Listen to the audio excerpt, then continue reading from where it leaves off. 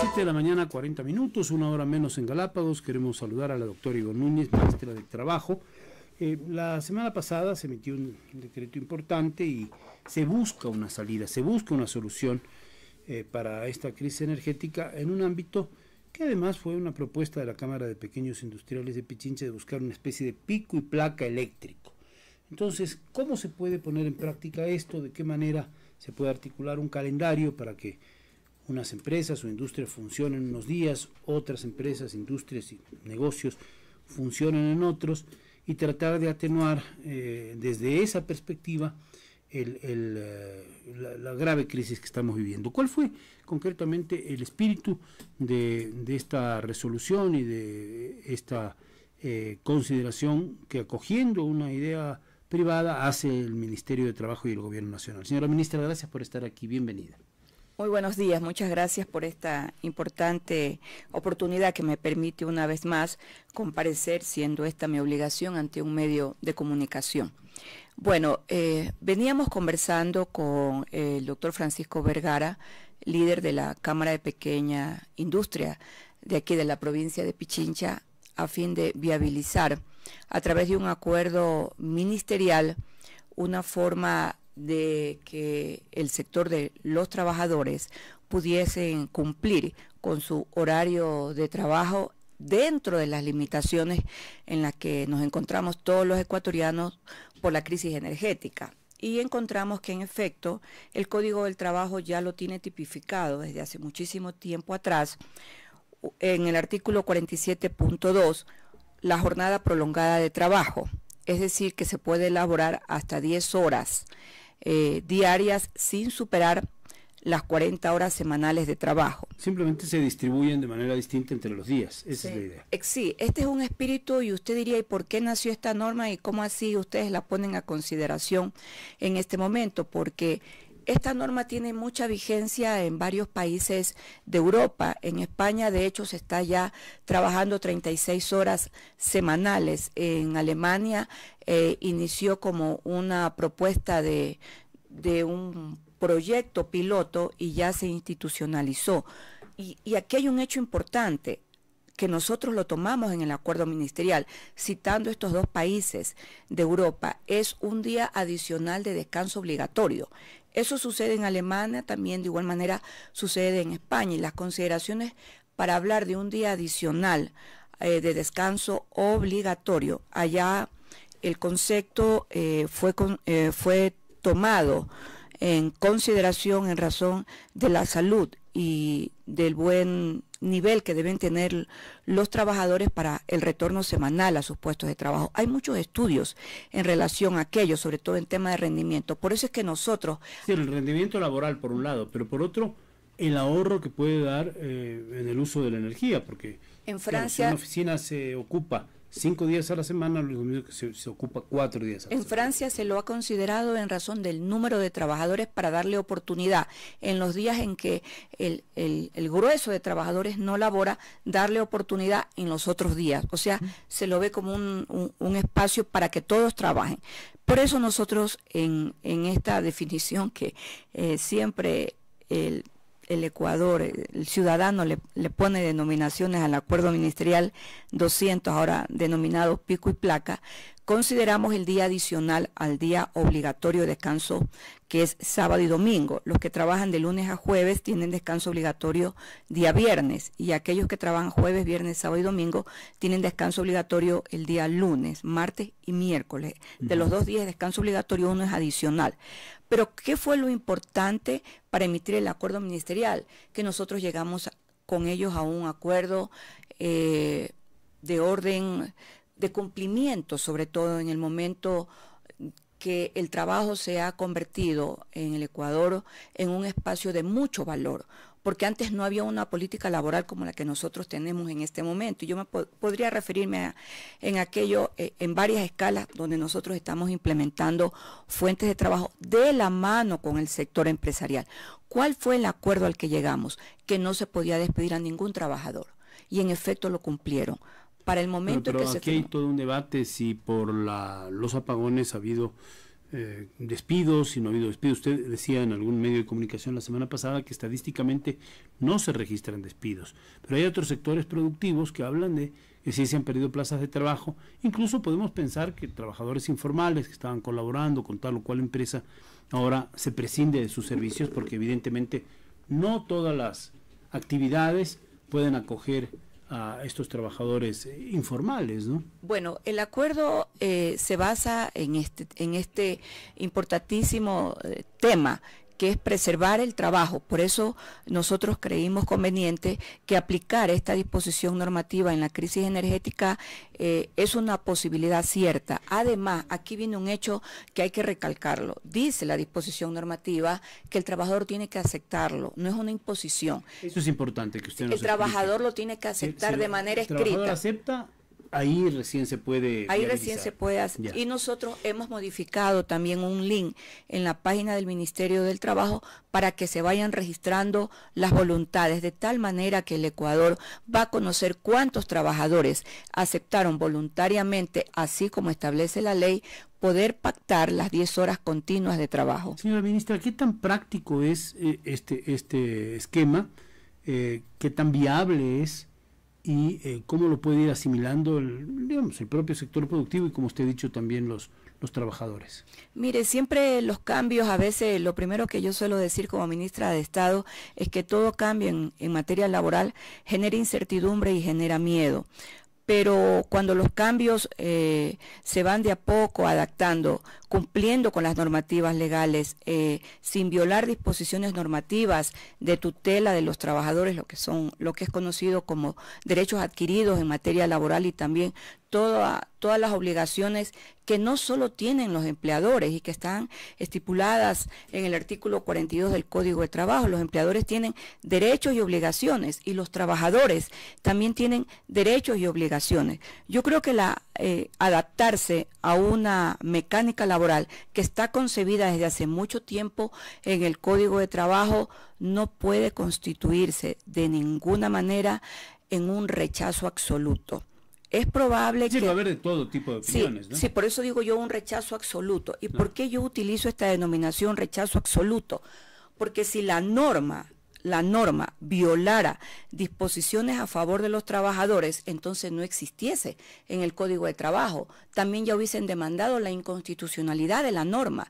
Pero está ahí, está bien. La norma está allí. La norma está allí. ¿Cómo reaccionaron los sectores productivos? Más allá de que esto es una propuesta que sale en efecto de la presidencia de la Cámara de Pequeños Industriales de Pichincha, nosotros hemos conversado aquí con su presidente, los otros sectores productivos, el Comité Empresarial Ecuatoriano, las cámaras de la producción, ¿qué reacción han tenido y cómo están estudiando la posibilidad de llegar al cumplimiento de esta posibilidad? El día de ayer yo he recibido varias llamadas telefónicas del sector empresarial, y cuando digo el sector empresarial los incluyo a todos, no solamente a los pequeños industriales, a los grandes industriales, y también a sectores que son de muchísima importancia, que son los sectores de exportación, que hay muchas empresas en el Ecuador. Bueno. Y el día de mañana vamos a tener una reunión mediante la vía Zoom a fin de ir también cruzando otras ideas que resultan importantes en el momento actual,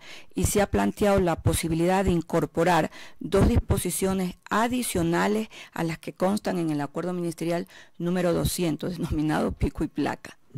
¿Qué tipo de disposiciones adicionales podrían ser? Ya, en razón de que las 10 horas están siendo enmarcadas por sectores industriales, ¿qué hacer cuando este horario no se da dentro de las 10 horas que tienen inicialmente programadas? A ver, el día de hoy lo primero que se ha hecho con la señora ministra de Energía es sectorizar. En la mañana, en qué parte del país se van a pagar por crisis energética los sectores empresariales. Entonces, ¿qué hacer cuando se ha diseñado en un horario específico en una semana antes? Cuando cambia eso, ¿qué hacer? ¿Cómo utilizar las 10 horas? Empatar lo que son los apagones durísimos que estamos Así es, de 10 en este horas. momento con la posibilidad del trabajo de 10 horas. Y Entonces, queremos hacer una proyección en el un acuerdo. cruce de datos. Sí, para que queremos sea. hacer una proyección en el acuerdo cuando las horas, de ser posible, y ojalá que prontamente así suceda, comiencen a disminuir. Entonces, ¿cómo utilizar las 10 horas? ¿Cómo utilizar las 10 horas de aquellos trabajadores que han convenido aceptarlas para trabajarlas de esa manera en amparo de la disposición normativa? Mire, el Ministerio de Trabajo nunca es renuente a conversar, todo lo contrario. Nosotros, de hecho, llamamos al sector empresarial y a todos los sectores productivos del país para que nos ayuden con la generación de empleo. Por eso nació la ruta de la empleabilidad. La semana pasada el Ministerio de Trabajo laboró toda la semana en la ciudad de Cuenca, en la provincia de La Suay, en varios puntos, en varios cantones. Estuvimos trabajando en Pauta y estuvimos trabajando en Cuenca. Firmamos ruta de empleabilidad con varias empresas y pude verificar que no es cierta aquella noticia que se señaló la semana pasada, que en Cuenca se habían cerrado las 3 grandes empresas y que se habían lanzado a las calles a cientos de trabajadores. Eso es falso. Pude constatar, por ejemplo, que hay empresas como la empresa Nutri, que trabaja con 2.222 paneles solares desde hace muchísimos años. Es la empresa de la leche, que es una de las principales empresas del país, con más de 700 trabajadores. A nadie se ha despedido. Hay un proceso de construcción en la ciudad de Cuenca del grupo corporativo Ortiz, con 400 obreros que trabajan diariamente. Pude constatar que no se ha despedido a ningún obrero. Todo lo contrario, se han contratado incluso más a partir del 15 de septiembre, que es donde inició la crisis energética.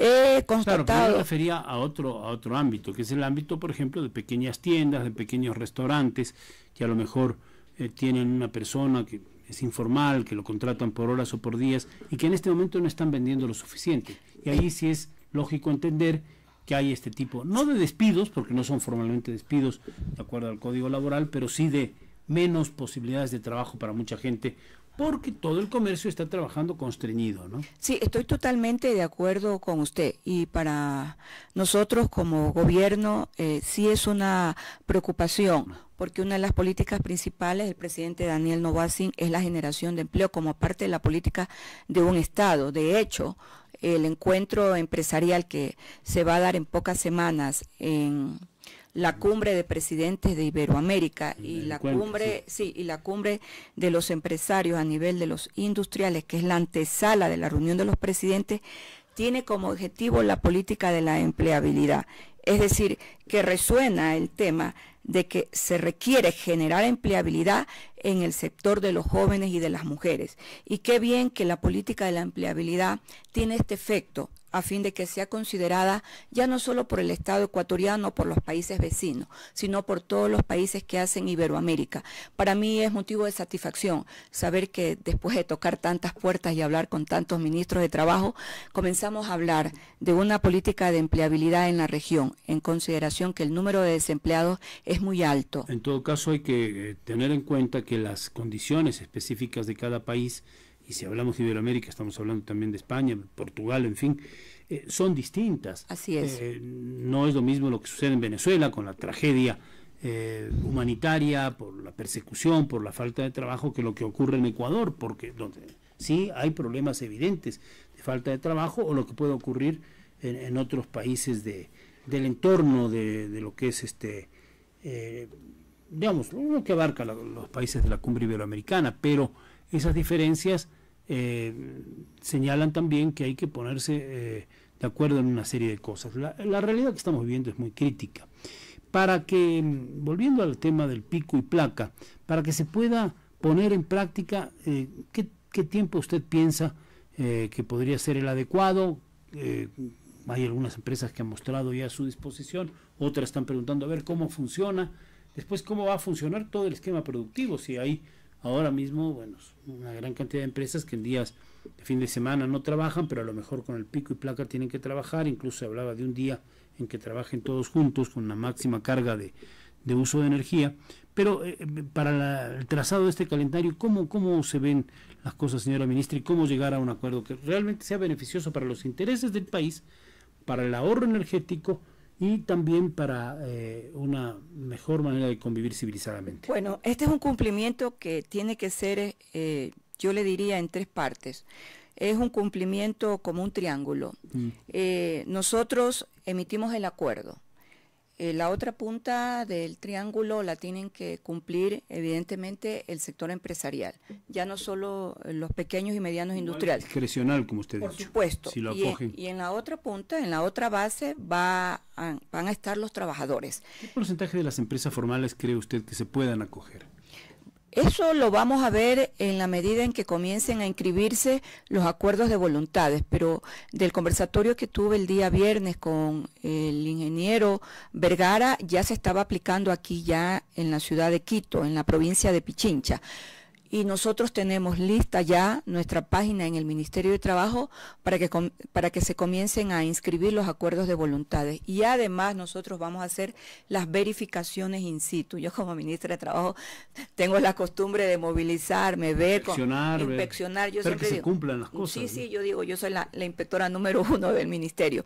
Lo hago así como estuve toda la semana en la provincia de Azuay, en Cuenca y en Paute. Esta semana me toca estar aquí en la ciudad de Quito viendo y verificando que en efecto los que están cumpliendo lo hagan de acuerdo a lo que establece el Código del Trabajo. Fíjese que por algunas distintas razones, hace muchos años, recuerdo una publicación de la revista The Economist, hablaba de la necesidad de ir en algunos estados de Estados Unidos a 4 días de jornada laboral intensas por el ahorro energético, justamente ¿por qué? Porque el consumo de combustibles fósiles, en fin, lo cual redundaría en tremendos beneficios para la colectividad. Un día más de descanso, pero también 4 días de trabajo más intensos, y esto evitaría miles y miles de desplazamientos de personas por las calles. Es decir, podríamos tener una solución integral. Se lo comenzó a hablar a raíz de que el mundo comenzó a conocer lo que podía suceder con el tema del cambio climático. Sí se han hecho ese tipo de esbozos a nivel internacional en el mundo de las relaciones laborales, porque indudablemente el tema del trabajo influye enormemente en un tema como en el que nos encontramos en el Ecuador. Y a veces, yo suelo decir, estas crisis generan nuevas ideas e irnos adaptando a realidades que nos llegan a nosotros, pero que ya han sido adaptadas en otras sociedades. Lo que usted acaba de decir, no solo es el descanso obligatorio, sino también preservar a la misma naturaleza y a la tierra. Entonces, hace más de 20 años se comenzó a hablar de esto. Acuérdese usted que tiene muy buena memoria y es un muy buen historiador y conoce la realidad. Las primeras cumbres del mundo para hablar del cambio climático, primero en Brasil y posteriormente en los Estados Unidos. La pregunta es, ¿nosotros aquí en Ecuador nos preparamos? La respuesta evidentemente, Kioto, la respuesta es que no. También a veces los países grandes no se comprometen del todo, ¿no? A hacer los esfuerzos que debieran hacer. Eso también pasa. Sí, sucede porque se comprometen, las cumbres son la antesala a veces del entusiasmo y de la esperanza, pero ya al final concretar resulta también por tiempo, y hay un hecho muy importante, los cambios de gobierno que no mantienen las políticas. Entonces eso influye enormemente, porque en el caso nuestro, el Ecuador, todo lo que hemos vivido, yo pienso que en el Ecuador estamos nosotros en un proceso de hecatombe institucional, y esta hecatombe institucional tenía que suceder en algún momento. Es todo un resurgir lo que vive el Ecuador. No hay institución del Ecuador que no se encuentre contaminada por el desastre más grande que le pudo haber pasado al Ecuador, que es el tema del narcotráfico y el tema de la impunidad. Y yo le llamo también, le agrego el tema de la inmoralidad. Y usted ha tocado un tema clave, que es esta crisis institucional. Sí. Están perforadas las instituciones, a veces también por las fuerzas del mal, por cuestiones que las estamos viendo en el ámbito judicial.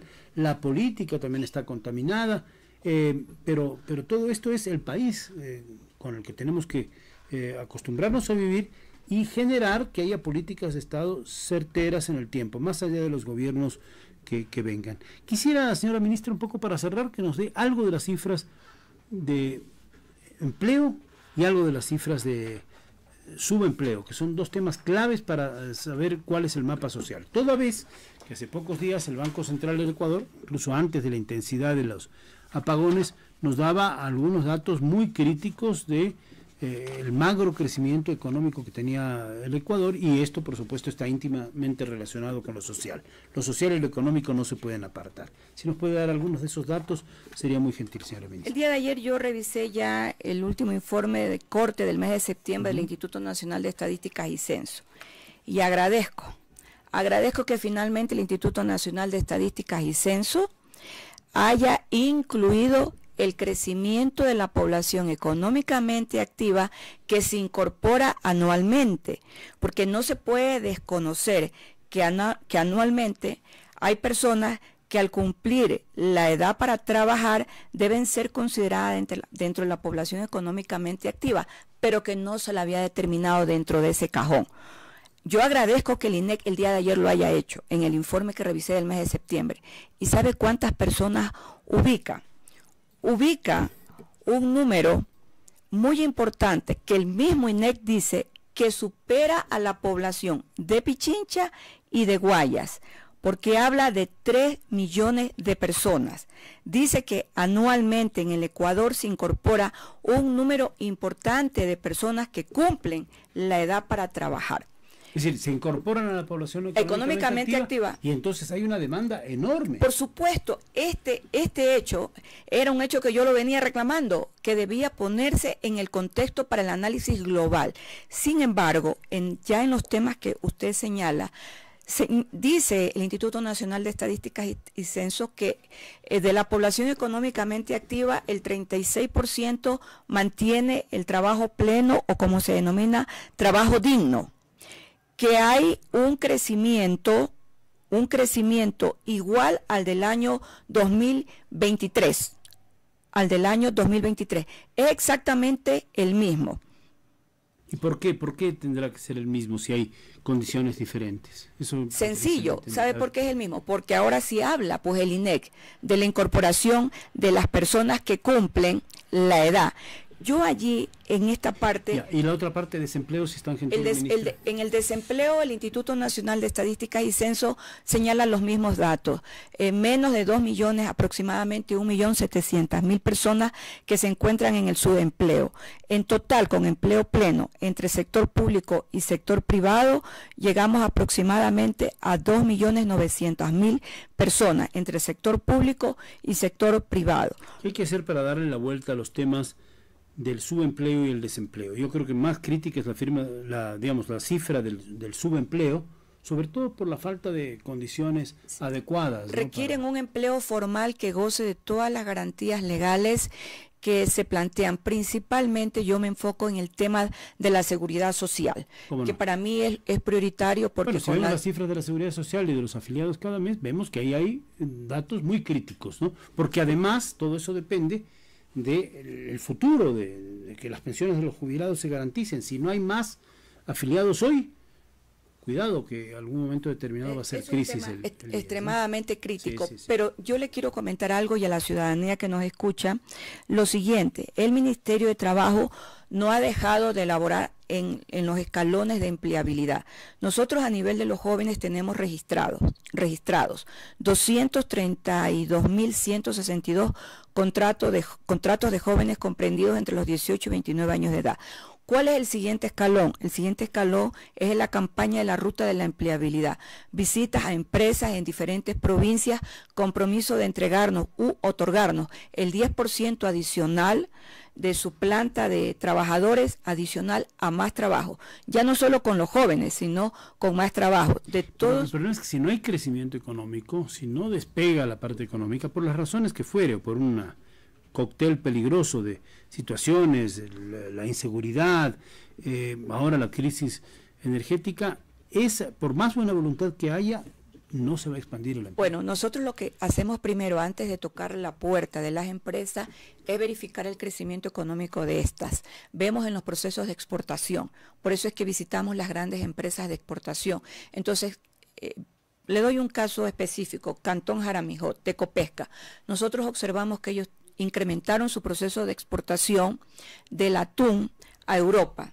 Llamamos, tocamos la puerta y nos dijeron: sí, vamos a incrementar 200 puestos de trabajo. Firmemos la ruta de la empleabilidad con el mayor de los agrados. Y así lo hacemos con las grandes empresas. Nosotros hemos hablado con el sector camaronero, ellos tuvieron graves problemas hace poco tiempo, aquí lo dijeron sus dirigentes, porque el mercado de la China se contrajo. Así entonces es. todas esas previsiones de exportar más camarón a la China se ven las mismas. Se ven limitadas. Ahora mismo la producción, ayer veía algún reportaje en la televisión, el cacao que este año ha tenido precios maravillosos, ayer tuvo problemas ya porque... Por encima de los $400 claro, el saco. Mire, pero fíjese que las exportaciones de cacao tienen que ser sostenidas y el clima no ayuda. Así es. Porque además tenemos la sequía, eso también afecta. Tenemos ahorita una ruta de empleabilidad que le llamamos... que es la ruta de la migración circular. Se han ofertado 142 puestos de trabajo solo para ir a España.